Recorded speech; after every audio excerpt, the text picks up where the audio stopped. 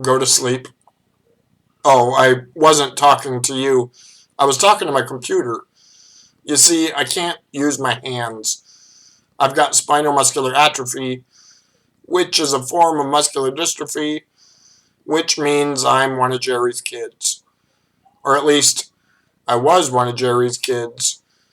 Jerry's not around anymore, so technically I'm somebody else's stepkid.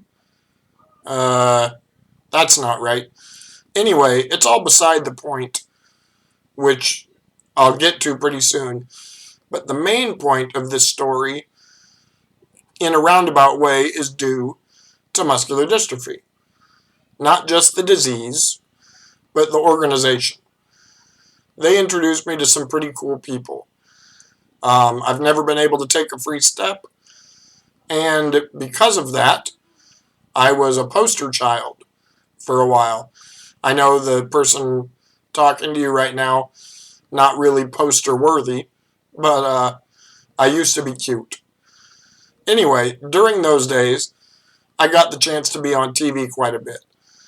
I would ask people to send in their money, which was very altruistic. I wasn't keeping any of it.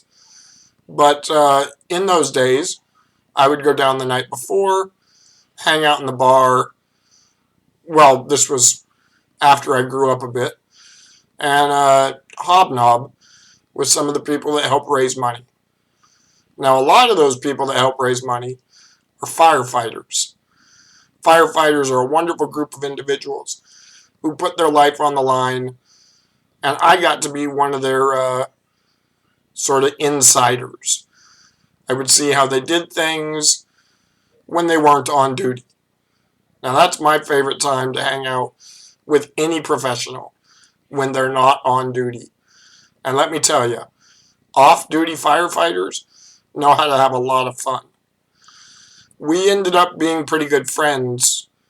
Not every firefighter, but a couple of them particularly.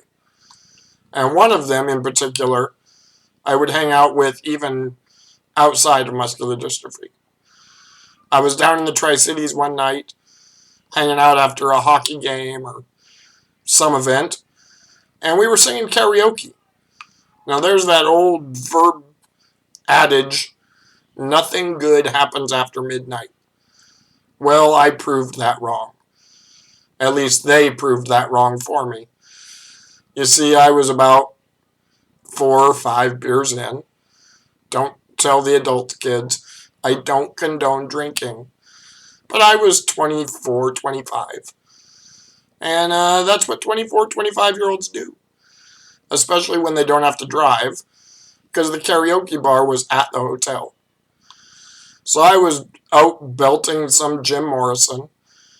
Not physically, obviously, but with my voice. You see the button on my throat there. That's new.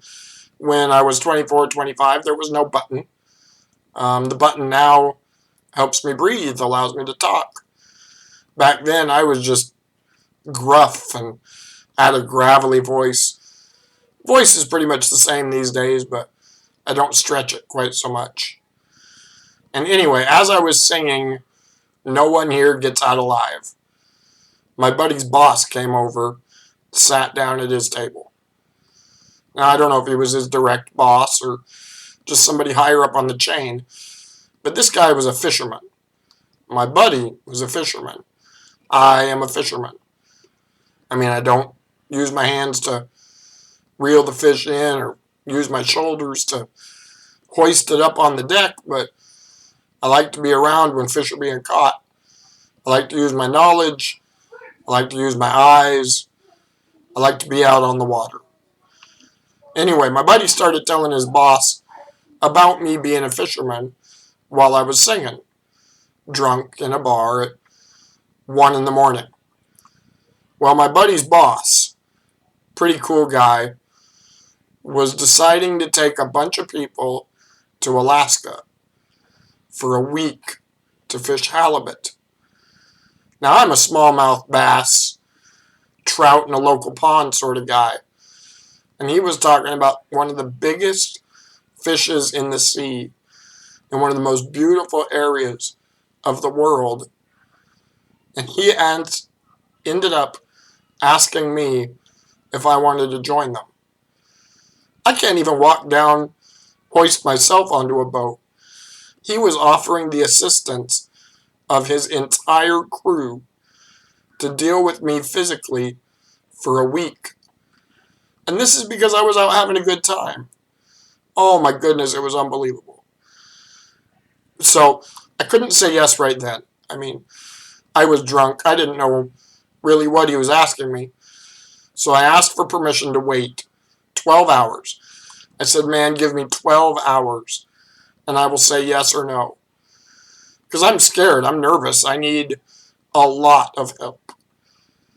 And so the guy, my buddy's boss, said, okay, you have 12 hours.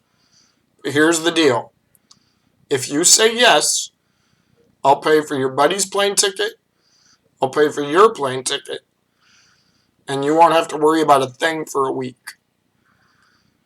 So the next morning, I presented the idea to my mom and dad. And they agreed that it was a shot worth taking. And 10 years later, it's still the coolest thing I ever did. And I wouldn't have done it if I hadn't just gone out and had a good time. If I hadn't been out with a friend. If I hadn't stayed up until after midnight when nothing good happens. That is an amazing thing. And I just didn't intend it. Thanks. Now I'm going to tell my computer to stop recording. And never once will I have used my hands. Wake up. Mouse click.